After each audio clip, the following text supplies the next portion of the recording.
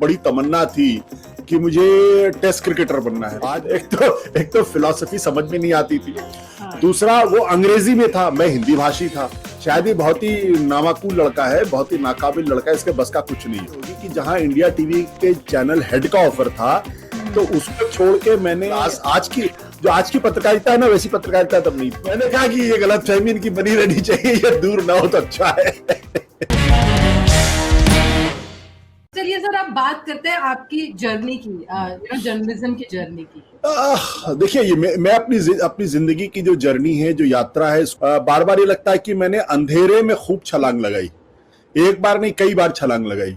मुझे याद पड़ता है कि बचपन में जब मैं था तो मेरी एक बहुत बड़ी तमन्ना थी कि मुझे टेस्ट क्रिकेटर बनना है। आज लोगों को इस बात की यकीन नहीं होगा, लेकिन उन दिनों में घंटों घंटों शीशे के सामने खड़े होके और दीवार से क्रिकेट की बॉल लटका के और उसको प्रैक्टिस किया करता था। और उन दिनों जो बाइकआउट की किताब आई थी कि हाउ टू प्ले क्रिकेट, तो बहुत मेहनत की। लेकिन कुछ समय के बाद मुझे लग गया कि ये मेरे बस की बात है नहीं। ठीक ठाक खेलता था, और उसके बाद फिर जैसे मिडिल क्लास में होता है, पढ़ाई का प्रेशर होता है, तो मेरे पिताजी चाहते थे कि मैं साइंस पढूं और उनकी तमन्ना थी कि मैं डॉक्टर बनूं। अच्छा। और उन दिनों लोगों को लगता था कि मैं पढ़ने में बहुत तेज हूं, हालांकि मुझे मालूम था मैं पढ़ने में कितना तेज था। तो डॉक्टर बनते साइंस, जूलॉजी, बॉटनी, केमिस्ट्री पढ़ने लगा।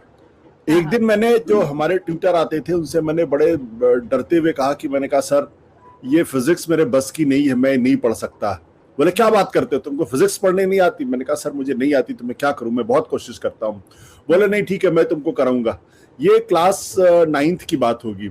लेकिन क्या करता, दबाव इतना होता कि 9th, 10th, 11th, 12th और यहाँ तक कि मुझे जूलॉजी, बॉटनी, केमिस्ट्री से ग्रेजुएशन भी करा दिया गया।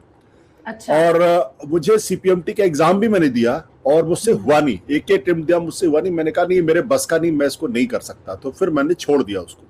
अच्छा। फिर छोड़ने के बाद मैंने फिलॉसफी ले ली, सीधे साइंस से मैं सीधे फिलॉसफी में कूद गया। अच्छा। और एक पेज फिलॉसफी का पढ़ने में मुझे कम से कम 2 घंटे लगते थे। उसके कारण थे, एक तो फिलॉसफी समझ में नहीं आती थी, दूसरा वो अंग्रेजी में था, मैं हिंदी भाषी था, तो एक एक शब्द को समझने के लिए मुझे डिक्शनरी खोलनी पड़ती थी। खैर, लेकिन वो धीरे धीरे उसमें मुझे इंटरेस्ट आने लगा और फिर ये हुआ कि सब लोग आईएएस बनते, मुझे भी आईएएस बनना चाहिए। इंग्लिश के चक्कर में सर मैंने पहले ही 10th में संस्कृत ले ली थी। मैंने कहा हिंदी और संस्कृत में लड़ सकता हूँ, अंग्रेजी नहीं खेल सकता। अच्छा, क्या संस्कृत ले ली, उससे अंग्रेजी का बड़ा भला हो गया। नहीं तो संस्कृत का तो हुआ या नहीं हुआ, लेकिन अंग्रेजी का भला हो गया। तो उसके बाद मैं यूपीएससी की तैयारी करने लगा और इलाहाबाद से था, तो मुझे लगा कि यूपीएससी की सबसे अच्छी तैयारी दिल्ली में होती। तो मैंने जेएनयू का फॉर्म भरा, मैं जेएनयू में मेरा एडमिशन हो गया। फिर मैं वहां चला गया और एक अटेम्प्ट देने के बाद पता नहीं क्यों मेरे मन में आया कि यार ये यूपीएससी मुझे नहीं करना चाहिए। फिर मैंने एक अंधेरे में छलांग लगा दी और फिर मैं गलती से जर्नलिज्म में आ गया। अब आ तो गया मैं जर्नलिज्म में, लेकिन मेरे पिताजी मुझसे बहुत खफा हो गए, बड़े नाराज हो गए। बोले यार ये अजीब लड़का है, पहले क्रिकेटर बनना चाहता है, फिर उसके बाद डॉक्टर, हमने चाहा डॉक्टर बनना चाहिए, डॉक्टर नहीं बनता, फिर आईएएस बनना चाहता है, फिर आईएएस भी नहीं बना, और ये बार बार अंधेरे में छलांग लगाता है। ये करना क्या चाहता है जिंदगी में? शायद ये बहुत ही नामाकूल लड़का है, बहुत ही नाकाबिल लड़का है, इसके बस का कुछ नहीं है। तो उन्होंने करीब 2-2.5 साल तक मुझसे बातचीत नहीं की। इस दौरान गलती से साप्ताहिक हिंदुस्तान में मेरी नौकरी लग गई। तो वो एक बार दिल्ली आए थे मेरे पिताजी, उन्होंने कहा कि मैं मृणाल जी से मिलना चाहता हूँ। मृणाल पांडे उन दिनों साप्ताहिक हिंदुस्तान के संपादक हुआ करती थी, टीवी में आती थी, उनका बड़ा क्रेज था। तो मैंने उनको मिला दिया। मिलाने के बाद पता नहीं मेरे पिताजी को उन्होंने कौन सी घुट्टी पिलाई, उनकी जो है उनका नजरिया ही मुझको लेके बदल गया। उनको लगने लगा ये तो मेरे खानदान का सबसे लायक लड़का है। तो मैं भी बड़ा खुश हो गया। मैंने कहा कि ये गलतफहमी इनकी बनी रहनी चाहिए, ये दूर ना हो तो अच्छा है। तो फिर उन्होंने, जब मैं पत्रकारिता में आ गया, तो पत्रकारिता में आने के बाद फिर जब मैं अखबार में मेरा मन नहीं लगा, तो टीवी उन दिनों आया था पहला 1994 में। तो मैंने आंखें बंद की और टीवी में जंप लगा दिया, ये बिना जानते हुए टीवी मीडियम क्या है, इसमें क्या नौकरी है, कुछ नहीं है। खैर, वो फैसला मेरी जिंदगी का शायद सबसे बड़ा फैसला हो गया।